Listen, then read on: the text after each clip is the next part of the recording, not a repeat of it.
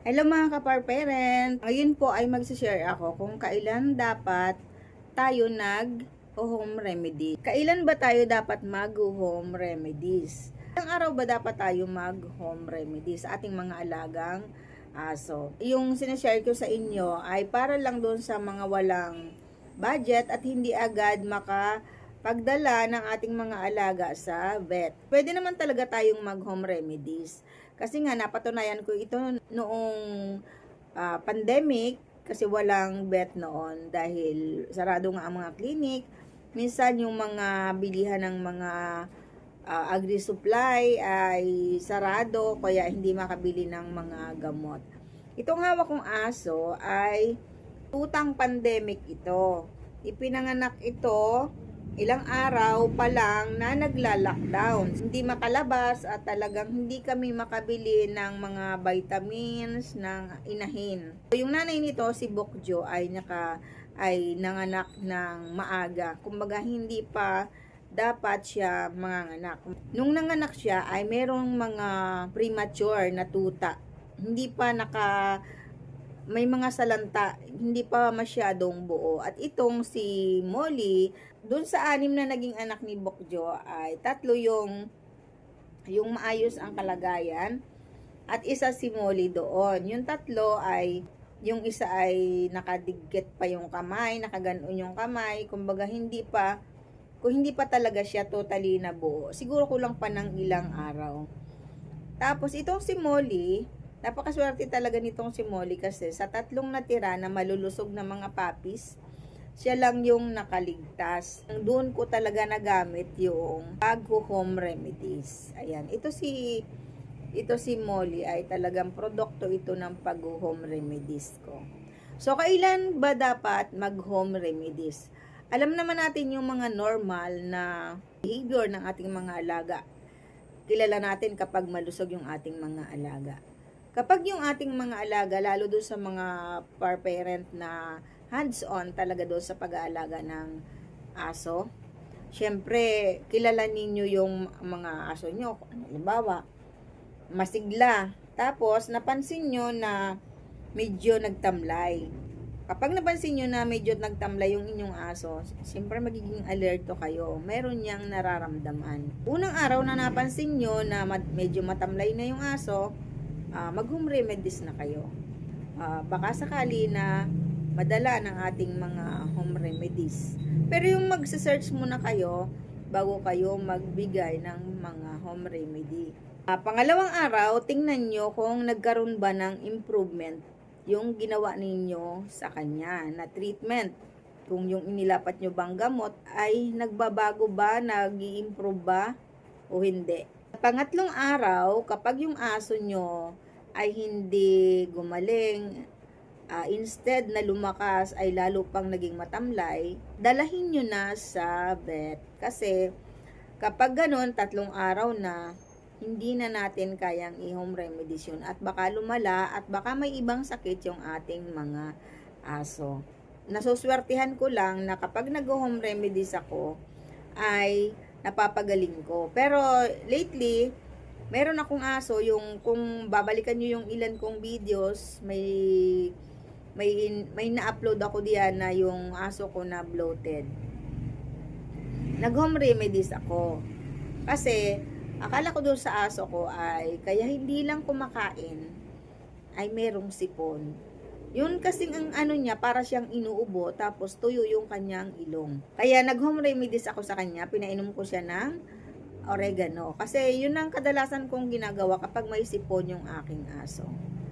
Gumaling naman yung kanyang sipon, pero napansin ko matamlay pa rin siya at ayaw na niya talagang kumain. Dati kumakain, pero napansin ko, nanghihina siya. At hindi na rin siya nakakakain ng maayos na gusto niyang kumain pero parang wala siyang gana. So, nung pangatlong araw at hindi siya nag-improve do sa ginawa kong home remedy, ay dinala na namin siya sa vet.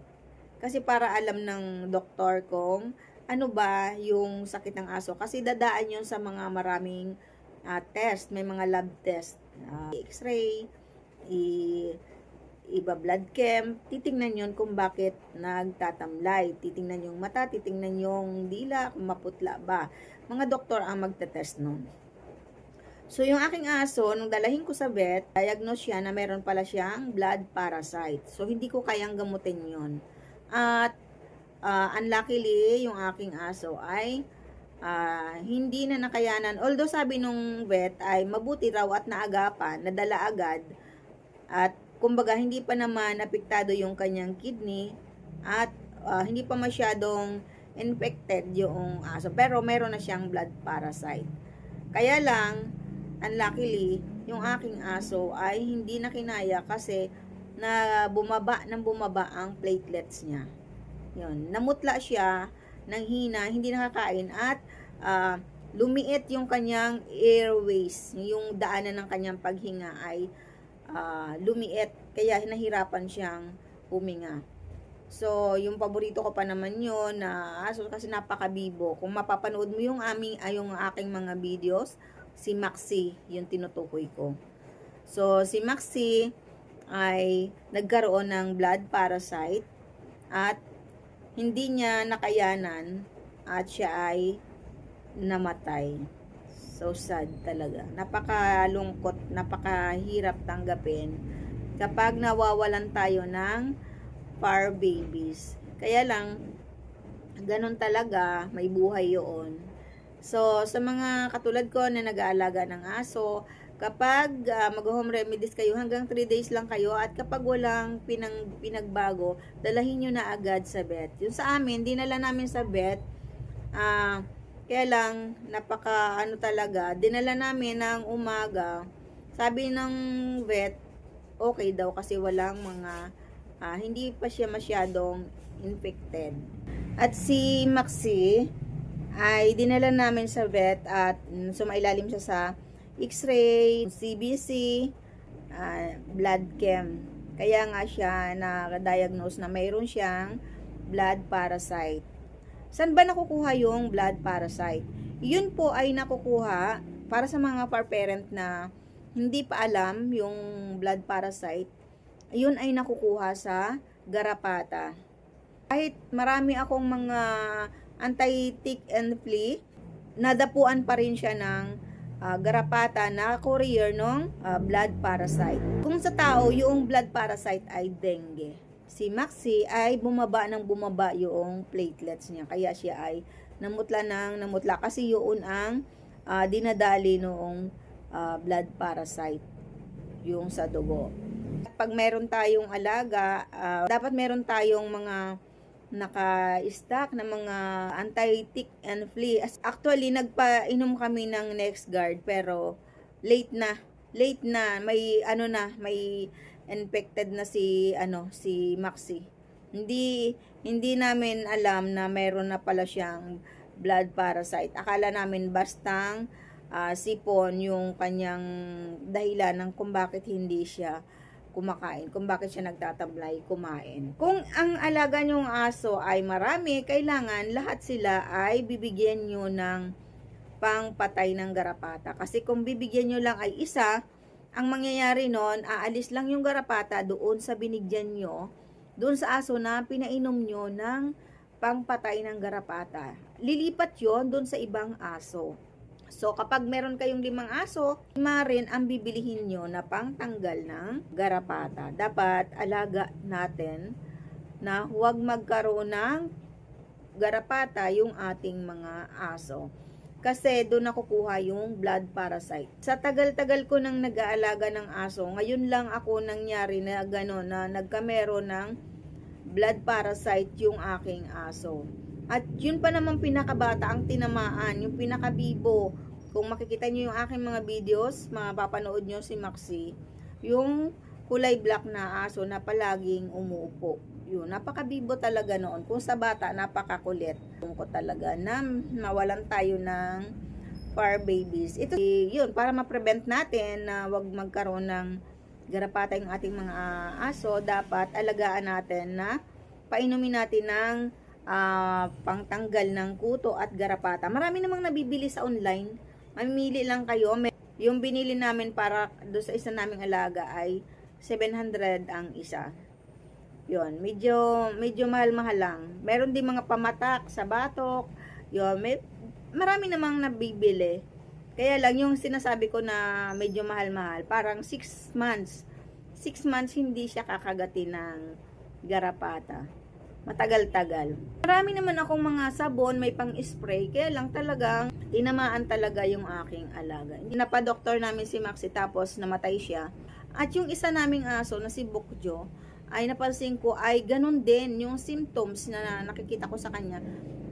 Nakita ko rin yun kay Maxi before na nagtamblay siya. Kaya sabi ko baka infected na rin si Bokjo kasi ang blood parasite ay yung kuto na courier ng blood parasite ay nakakahawa. So, kung kinagat yung isang aso ng courier ng blood parasite, kumagat sa another dog, pwedeng magkaroon din siya ng blood parasite. At kung medyo mahina ang immune system ng inyong alaga, pwede din siyang mamatay. Meron nga na yung, kunwari, yung isa nauna magkameron, tapos yung nahawahan, mas nauuna pang mamatay kapag mahina yung immune system. So, ang ginawa ko, yung gamot na para kay Maxi Sana, pinainom ko na lang kay Bokjo kasi yung symptoms na nakita ko kay Maxi, ay nakita ko rin kay Bokjo. Kung ganun na ganun yung nangyayari kay Bokjo. Kaya pinainom ko na lang kay Bokjo yung gamot na naiwan ni Maxi. At yun, okay na si Bokjo. Gumaling naman, napakamahal pa naman ng gamot. At saka nga pala yung blood parasite ay napakatagal na gamutan, 28 days. 28 days na gamutan at napakamahal ng gamot. Nung pinabet namin si Maxi, kulang-kulang 10K yung aming nagastos. Pero may follow-up, check-up pa sana siya. 2 weeks, kailangan mag-follow-up, check-up si Maxi. Pero hindi na nga nakapag-follow up, check up kasi nga namatay na rin siya nung hapon. Sobrang nakakalungkot talaga. Para sa mga katulad kong far parent, para maiwasan nyo yung katulad ng nangyari sa akin at wag sanang mangyari sa inyo kasi napakalungkot, ang bigat sa dibdib kapag nawalan kayo ng alaga. Para hindi man mangyari sa inyo yon, alagaan nyo na lang at maging aware kayo kapag mayroong kuto yung inyong aso, kapag mayroong garapata, nako, puksain nyo na agad at para hindi mangyari sa inyo yung nangyari sa akin kasi napakasakit sa dibdib, napakabigat sa dibdib. Kung nagustuhan nyo yung aking video, yung sinare na videos ngayon, sana nakatulong yung sinare ko today. At sa mga nag-aalaga din ng mga aso, sana makatulong sa inyo yung senior ko ngayon. Ganon ang blood parasite. Parang dengue po yan sa tao. Ayan, kung hindi pa po kayo nakasubscribe sa aking YouTube channel, like and share naman. At kung pwede po, ay pa-subscribe na aking YouTube channel. At huwag niyo po i-skip ang ads, kasi po nakakatulong po yun sa aking mga fur babies. Mga binibili ko po ng mga pagkain nila, treats ang aking sinasahod dito sa YouTube. Thank you for watching.